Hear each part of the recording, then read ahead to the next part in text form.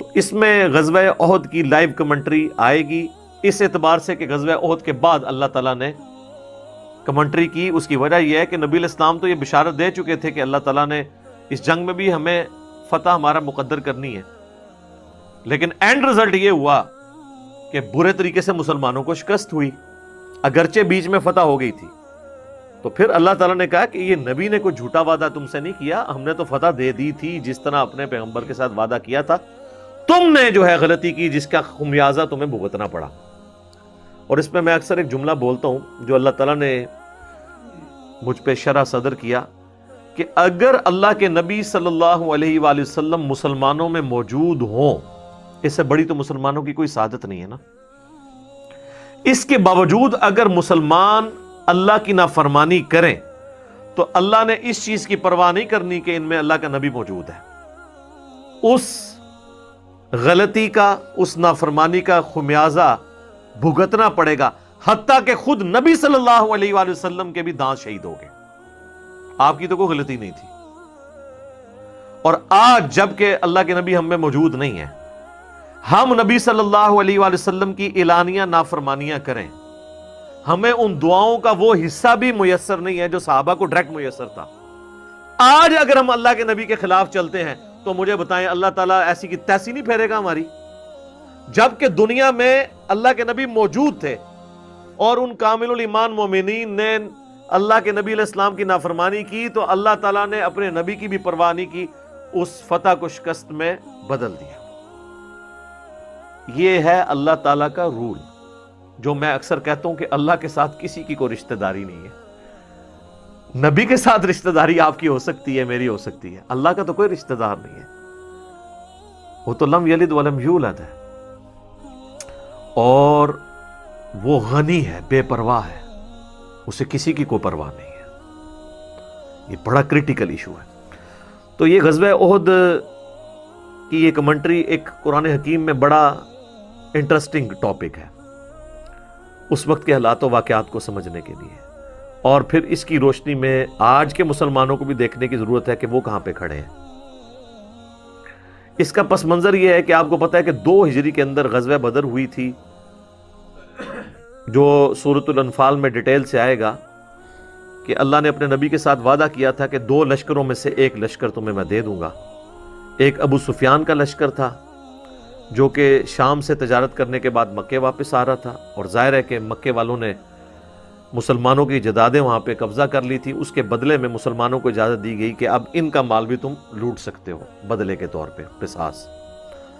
اس لیے مسلمان جو ہیں وہ جب ایک نہتے لشکر کو لوٹنے کے لیے گھر سے نکلے تو ظاہر ہے جس کے ہاتھ میں کوئی ڈنڈا تھا، کوئی کسی کے ہاتھ میں کوئی چھڑی تھی، وہ لے کے نکلا، تلواروں سے تو نکلے نہیں تھے کیونکہ وہ لشکر تو ایک تجارتی قافلہ تھا جس کے اندر تلواریں وغیرہ تو نہیں ہوتی تھی۔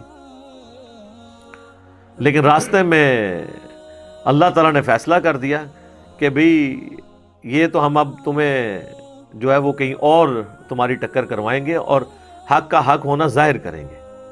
ابو سفیان کو یہ جب بات پتہ چل گئی کہ اس طرح مسلمان ہمارے لشکر کو لوٹ سکتے ہیں تو اس نے اپنا راستہ بدل لیا، اور پیرلل میں اس نے ایک قاصد بھجوا دیا مکہ شریف کے تمہارے تجارتی قافلے کو خطرہ ہے، کیونکہ ساری روزی روٹی اسی کے ساتھ جڑی ہوئی تھی ان کی۔ وہ سارے اپنا جو سامان دیتے تھے وہ بیچ کے شام میں، اور اس سے وہ پیسے یا اس کے بارٹر سسٹم تھا اس کے متبادل اور چیزیں لے کے آتے تھے۔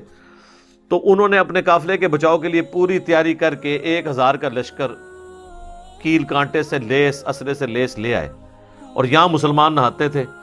اب مسلمانوں کے سامنے آفر تھی، قرآن نے کہا کہ تمہارا تو دل تھا کہ تم تجارتی قافلے کو لوٹتے، لیکن اللہ تعالیٰ ان 313 نہتے مسلمانوں کو ٹکروانا چاہتا تھا ان 1000 اسلحے سے لیس لوگوں کے ساتھ، تاکہ اللہ تعالیٰ اسے یوم الفرقان، حق اور باطل کی جیت کا جو فرق ہے، جو حق اور باطل کا فیصلہ کر دے کہ حق جو ہے وہ اس کی جیت ہے اور باطل کی شکست ہے۔ یہ نہیں تھا کہ وہ بالکل ہی اتنے گئے گزرے تھے کہ وہ بیچارے ایک تلوار بھی گھر سے نہیں لا سکتے تھے۔ یہ جو ہمارا پریزنٹ کیا جاتا ہے نا کہ وہ شاید کو بہت غریب تھے، وہ پیچھے ریزن یہ تھی کہ وہ جو تلواریں ان کے پاس نہیں تھی، کیونکہ وہ اس نیت سے تو گئے نہیں تھے۔ تو غیبی مدد آئی اور اللہ تعالیٰ نے فرشتوں کے ذریعے ان کے لشکر کو ملیا میٹ کیا۔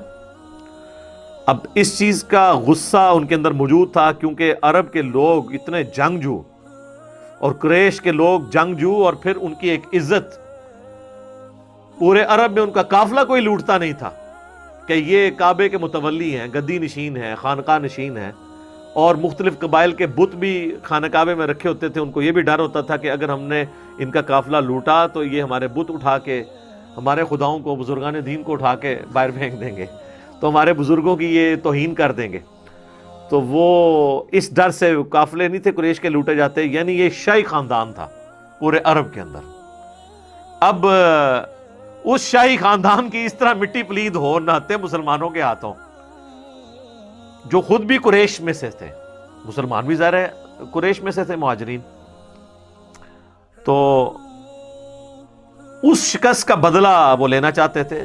70 بڑے بڑے سردار ان کے قتل ہو گئے تھے، جس میں ٹاپ آف دا لسٹ ابو جہل بھی مارا گیا تھا بدر کے اندر. مکے کا کوئی گھر ایسا نہیں بچا تھا جس میں کوئی میت نہ ہو. 1 سال انہوں نے پوری تیاری کی کہ ہم نے یہ بدلہ اتارنا ہے. 3 ہجری میں پھر وہ بدلہ اتارنے کے لیے پوری تیاری کے ساتھ 3000 کا لشکر لے کے آئے وہ.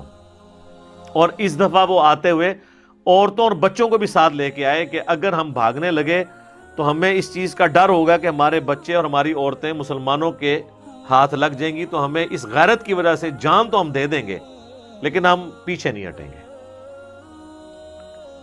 اور اس دفعہ ان کے لشکر میں حضرت خالد بن ولید بھی شامل تھے، جو غزوہ بدر میں شامل نہیں ہو سکے تھے کیونکہ ابو جہل نے انہیں پیچھے مکے کے اندر سردار کے نائب کے طور پہ چھوڑا تھا. اور ابو جہل چونکہ اب مارا جا چکا تھا، اس دفعہ لشکر کی سربراہی جو ہے وہ ابو سفیان کے ذمہ آئی. اب یہ اللہ کا کرنا ہے کہ بعد میں حضرت ابو سفیان نے بھی، حضرت خالد بن ولید نے بھی، دونوں نے اسلام قبول کر لیا رضی اللہ عنہما وعلیہم السلام. تو لیکن اس وقت تک ظاہر ہے کہ اسلام دشمنی ان میں موجود تھی. بلکہ بدر کے اندر ہی صرف ابو جہل آیا، باقی جتنے جنگیں مشرکین عرب کے ساتھ مسلمانوں کی ہوئی ہیں، ایک غزوہ حنین کو چھوڑ دیں آپ، باقی سب میں لیڈر جو ہے وہ کفار کی طرف سے ابو سفیان ہی تھا. چاہے وہ احد ہو، چاہے خندق ہو، یا صلح حدیبیہ والا ایشو ہو. تو اب وہ بدلہ لینے کے لیے آ رہے تھے. اب مسلمانوں میں یہاں پہ مشورہ شروع ہو گیا. اب نبی صلی اللہ علیہ وآلہ وسلم کی ذاتی خواہش یہی تھی کہ ہمیں مدینے کے اندر رہ کے نہ مدینے کا دفاع کرنا چاہیے، جس طرح کہ بعد میں غزوہ خندق کے موقع پر کیا. چونکہ مساک مدینہ بھی یہودیوں سے ہوا تھا تو ہمیں ایک عددی برتری بھی حاصل ہو جائے گی کہ مدینے پہ اگر مشرکین عرب نے حملہ کیا تو یہودی بھی ہمارے ساتھ مل کر ہمارا ساتھ دیں گے، کیونکہ وہ معاہدے کے اندر تو بندھے ہوئے تھے. اور اگر ہم باہر نکلتے ہیں تو پھر ہمیں یہ مدد حاصل نہیں ہوگی. لیکن جو لوگ غزوہ بدر کے بعد انصار مدینہ نوجوان لڑکے مسلمان ہوئے تھے، وہ تو ابھی اس شہادت کے جذبے کے ساتھ سرشار تھے. وہ کہتے ہیں جی ہم نے کیوں اندر رہنا ہے، ہم نے تو باہر نکل کے لڑیں گے ایسی کی تیسی ان کافروں کی، ہم تو جان دینے کے لیے تیار ہیں. تو نبی صلی اللہ علیہ وآلہ وسلم نے کثرت رائے کی وجہ سے یہی فیصلہ کیا کہ ٹھیک ہے، اب اگر یہ اکثریت کا یہی فیصلہ ہے تو ٹھیک ہے، میں اسی کو مانتا ہوں. اسلام میں یعنی اس اعتبار سے حلال کے دائرے میں تو جمہوریت ہی دیکھی جائے گی، حلال کے دائرے میں. حرام کے معاملے میں دیکھا جائے گا اللہ کا حکم کیا ہے. تو اب یہ دونوں حلال تھے، یا مکے کے مدینے کے اندر رہ کے دفاع کرتے یا باہر. تو اب اکثریت کی رائے تھی باہر، تو آپ نے فرمایا ٹھیک ہے. بہرحال یہ اب پہلا موقع تھا کہ نبی علیہ السلام اپنے گھر سے زرہ پہن کے نکلے. تو یعنی صحابہ کو یہ پتہ چل گیا کہ یہ معاملہ کوئی زیادہ سخت ہونے والا ہے. آپ نے یعنی خود بھی پہنا، وہ جو سر پہ وہ لوہے کی ٹوپی پہنی جاتی ہے. اور پھر نبی علیہ السلام کو صحیح بخاری میں آتا ہے خواب بھی دکھا دیا گیا تھا کہ آپ کے سامنے ایک گائے ذبح ہو رہی ہے جس کا کافی زیادہ خون نکلا ہے. تو آپ کو یہ پتہ چل گیا تھا کہ میرے کافی سارے اصحاب اس میں شہید ہو جائیں گے. لیکن ظاہر ہے کہ اللہ کی تقدیر کو تو کوئی نہیں ٹال سکتا نا. تو نبی علیہ السلام باہر نکلے. اب آپ باہر جو ہے مورچوں میں مختلف جگہ پہ مختلف لوگوں کی ڈیوٹیاں لگا رہے تھے. تو اب یہاں سے یہ وہ اس واقعے کا آغاز سورہ آل عمران کی آیت نمبر 121 سے ہوگا کہ آپ مورچوں کے اوپر ڈیوٹی لگا رہے تھے کہ فلاں نے اس جگہ رہنا ہے، فلاں نے اس جگہ رہنا ہے، اور اس طریقے سے اس معاملے کو لے کے چلنا ہے. صحیح بخاری میں ڈیٹیل آتی ہے، قرآن میں بھی اس کا ذکر آ جائے گا آگے چل کے، کہ ایک کرٹیکل درہ تھا، پہاڑی چوٹی تھی، جس کے اوپر آپ نے 50 تیر انداز جو ہے نا وہ مقرر کر دیے، جن کے سردار تھے عبداللہ بن جبیر رضی اللہ تعالیٰ عنہ. صحیح بخاری میں آتا ہے نبی علیہ السلام نے ان 50 لوگوں کو یہ وصیت کی تھی کہ تم اگر یہ دیکھو کہ چیل کوے بھی ہماری لاشوں کی بوٹیاں اٹھا کے لے کے جا رہے ہیں تب بھی تم نے اس پہاڑی سے نیچے نہیں اترنا جب تک میں تمہیں حکم نہ دوں. اب اس سے زیادہ تو کوئی نہیں سمجھا سکتا نا کسی کو کہ جو مرضی ہو جائے تم نے یہ درہ نہیں چھوڑنا. آخری یہی ہو سکتا تھا نا کہ مسلمانوں کو شکست ہو جاتی اور مسلمانوں کی مدد کے لیے وہ درہ چھوڑتے. آپ فرمایا تم نے تب بھی نہیں چھوڑنا. لیکن وہی ہوا کہ جب جنگ میں مسلمانوں کا پلڑا بھاری ہوا تو کافر میدان جنگ چھوڑ کے بھاگ گئے اور مسلمان جو ہے وہ ان کا پیچھا کرنا شروع ہو گئے. مال غنیمت جمع ہونا شروع ہو گیا. قرآن میں بھی اس کا ذکر آئے گا, بخاری میں ڈیٹیل کے ساتھ موجود ہے. تو وہ جو 50 تیر انداز تھے نا, انہوں نے وہ پہاڑی جو چوٹی تھی, وہ آج بھی آپ غزوہ احد کے شہداء کا جو قبرستان ہے اس کے پاس وہ آج بھی درہ موجود ہے. وہ پہاڑی چوٹی جو ہے چھوٹی سی, اس پہ میں خود بھی چڑھا ہوں, آپ چڑھ سکتے ہیں, اتنی اونچی نہیں ہے. وہ انہوں نے چھوڑ دی ہے. اگرچہ جو ان کے لیڈر تھے عبداللہ ابن جبیر, وہ چیختے رہے کہ اللہ کے نبی نے منع کیا تھا, صرف 15 بندے اس کے ساتھ رہے, باقی 35 لوگ جو ہیں مال غنیمت جمع کرنا شروع ہو گئے. اور انہوں نے یہ اجتہاد کیا کہ یہ جو حضور نے فرمایا تھا تو اس صورت میں تھا جب مسلمانوں کو شکست ہوتی, اب تو ہمیں فتح ہو گئی ہے, یعنی اپنی طرف سے اجتہاد کر لیا, حالانکہ حضور نے فرمایا تھا میرے حکم کا انتظار کرنا ہے. اس سے پتہ چلا کہ اجتہاد اگر صحابہ بھی کریں اور وہ کتاب و سنت سے ٹکرائے تو اس کی کوئی اہمیت نہیں ہے. تو بابے تو اپنے بوجھ سنبھال کے رکھو, تو بزرگ بھی بوجھ سنبھال کے رکھو. اچھا, اب وہی ہوا, خالد ابن ولید کی عقابی نظروں نے یہ دیکھ لیا, چونکہ وہ تھے کیولری کے سردار, یعنی ایک تو پیدل فوج ہوتی ہے نا, ایک گھوڑوں والی فوج, وہ تھے گھوڑوں والی فوج کے اوپر. اور یہاں سے یہ سارے ان کی فوج جب بھاگ کے جا رہی تھی کہ بھی ہم تو شکست کھا گئے, انہوں نے جب دیکھا نا کہ اس نے درہ چھوڑ دیا ہے, اور ان کو یہ پتا تھا کہ اس پہاڑی کے پچھلی سائڈ کے اوپر راستہ ہے, پیچھے سے لا کے ہم ان پہ حملہ کریں تو مسلمانوں کی فوج کو ہم سینڈوچ بنا دیں گے. پیچھے اس طرف سے کیولری کا حملہ ہو جائے گا, یعنی گھوڑوں کے اوپر, ادھر سے آلریڈی ہماری فوج موجود ہے جو بھاگ رہی ہے, تو ان کو ہم جو ہے نا وہ دونوں فوجوں کے درمیان ان کو پیس دیں گے. بس وہی ہوا, خالد بن ولید نے آ کے نا اس پہاڑی کے پیچھے سے حملہ کیا. اب ظاہر ہے کہ مسلمان تو ابھی وہ تو سامان سمیٹ رہے تھے کافروں کا مال غنیمت, وہ تو ریڈی بھی نہیں تھے. پیچھے سے حملہ ہو گیا اور اس میں ایسی بھگدڑ مچی کہ صحیح بخاری میں آتا ہے کہ بعض صحابہ بھی صحابہ کے ہاتھوں قتل ہو گئے, اس جس میں فرینڈلی فائرنگ کے اندر, جس میں حضرت جابر بن عبداللہ کے والد بھی شہید ہو گئے تھے, ان کو مسلمانوں نے ہی مار دیا. ایسی بھگدڑ مچی, اور اس کا ایفیکٹ ہوا کہ حضرت حمزہ بھی شہید ہو گئے جو کہ آرمی چیف تھے مسلمانوں کے. پھر ان کی لاش کا مسئلہ کیا گیا. ہند جو ابو سفیان کی بیوی تھی, چونکہ غزوہ بدر میں ابو سفیان کی بیوی کا بھائی اور اس کا باپ عتبہ بن ربیعہ اور بھائی اس کا ولید بن عتبہ, یہ سب لوگ, اور چچا, یہ سب لوگ مرے ہوئے تھے. یہ سب کچھ جناب عمر سیریز کے اندر انہوں نے فلمایا ہے. آپ کو جناب وہ غزوہ احد کے موقع پہ انہوں نے پہنچا دی ہے.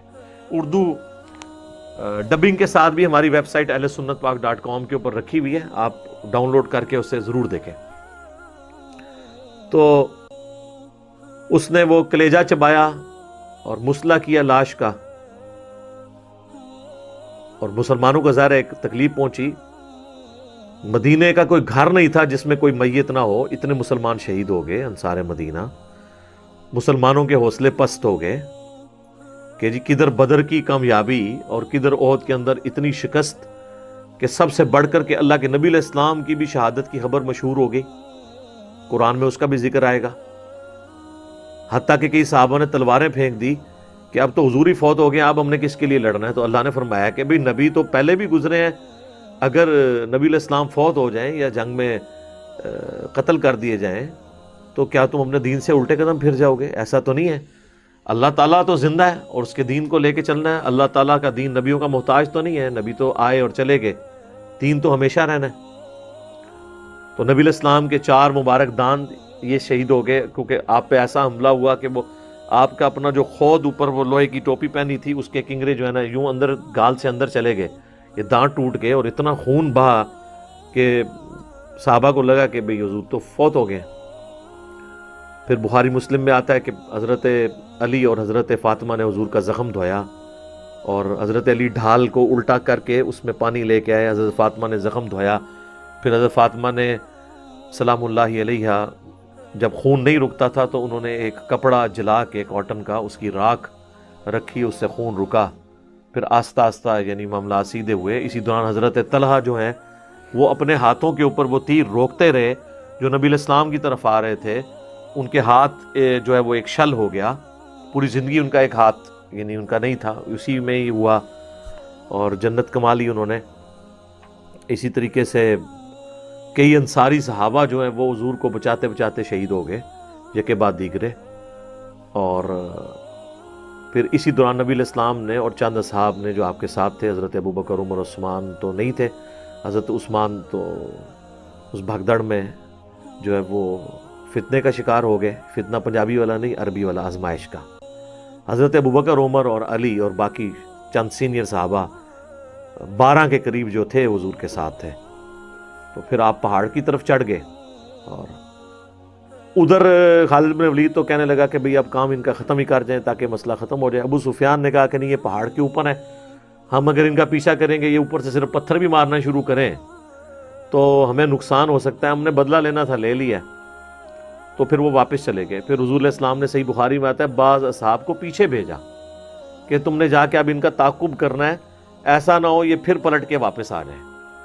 تو اور یہ بھی ایک بہادری کی علامت تھی۔ پھر وہ پیچھا کرنے والے اصحاب میں بڑے بڑے صحاب حضرت علی اور باقی لوگ تھے جو پیچھے تک گئے، ان کے لیے بھی قرآن میں پھر اللہ تعالیٰ کی طرف سے آیا کہ یہ لوگ تھے جنہوں نے حضور کا ساتھ دیا اور کافروں پہ رعب ڈال دیا، پھر وہ واپس مڑ کے انہوں نے دیکھا نہیں ہے۔ اور بہرحال اس میں کئی غلطیاں ہوئیں جس کا خمیازہ پھر مسلمانوں کو بھگتنا پڑا، حتیٰ کہ جو حضور علیہ السلام کے دانت شہید ہوئے اس وقت آپ علیہ السلام کی مبارک زبان سے بھی ایک بات نکلی کہ اللہ ایسی قوم کو کیسے ہدایت دے سکتا ہے جنہوں نے اپنے نبی کا چہرہ خون سے رنگ دیا۔ تو اللہ تعالیٰ نے سب سے پہلے جب گرفت فرمائی تو اپنے محبوب کے اوپر فرمائی، لیس لک من الامر شیء، اے نبی آپ کو کوئی اختیار نہیں ہے کسی معاملے میں، اللہ چاہے تو ان کو معاف بھی کر دے۔ اور وہی خالد بن ولید جس کی وجہ سے حضور کے دانت شہید ہوئے، اسی مبارک زبان سے خالد بن ولید کے لیے سیف اللہ کا لقب ملا اور وہ مسلمان بھی ہو گئے۔ تو یہ سارا میں نے ایک بلو پرنٹ آپ کے سامنے رکھ دیا ہے۔ اب آپ یہ آیات ہم جلدی جلدی کور کریں گے تو آپ کو اندازہ ہو جائے گا کہ میں نے جتنی باتیں بتائی ہیں آلموسٹ اس میں سکیٹرڈ فارم میں موجود ہیں۔ بہرحال اس میں ایک بہت بڑا اور واقعہ بھی ہوا تھا کہ عبداللہ ابن ابی جو منافق تھا وہ اپنے ساتھ لشکر لے کے الگ ہو گیا بیچ میں سے۔ مسلمان یعنی جو ان میں سے آپ سمجھ لیں کہ ان کی ایک اعتبار سے کمر ہی ٹوٹ گئی، ٹھیک ہے، کہ وہ اپنے لوگوں کو لے کے سائیڈ پہ ہو گیا۔ تو ان کا ذکر بھی اللہ تعالیٰ نے اشارتاً اس میں کیا ہے، ان منافقین کا جنہوں نے مسلمانوں کی جمعیت کو نقصان پہنچانے کی کوشش کی۔ بہرحال اللہ تعالیٰ نے مسلمانوں کو اوورآل ایک فتح دی، اور اس اعتبار سے کہ اپنا وعدہ پورا کیا، لیکن بعد میں اپنی غلطی کی وجہ سے ان کو ایک آزمائش سے بھی گزرنا پڑا۔ تو یہ بڑا ضروری تھا کہ اللہ تعالیٰ اس کے اوپر مسلمانوں کی دل جوئی بھی کرتا، غلطی کو ہائی لائٹ کرتا، لیکن ظاہر ہے کہ تمام دل دکھے ہوئے تھے، اور ظاہر ہے کہ جن لوگوں نے بدر کی فتح دیکھی تھی، احد کی شکست سے کئی لوگوں کے ایمان بھی متزلزل ہو گئے ہوں گے۔ تو اس اعتبار سے ضروری تھا کہ اللہ تعالیٰ ان ساری چیزوں کو ایڈریس کرتا۔ تو عبداللہ بن ابی کا وہ جو 300 کا لشکر لے کے لادہ ہوا تھا، اس کا ذکر بھی اس کے اندر موجود ہے۔ پیچھے پھر 700 کے قریب مسلمان رہ گئے۔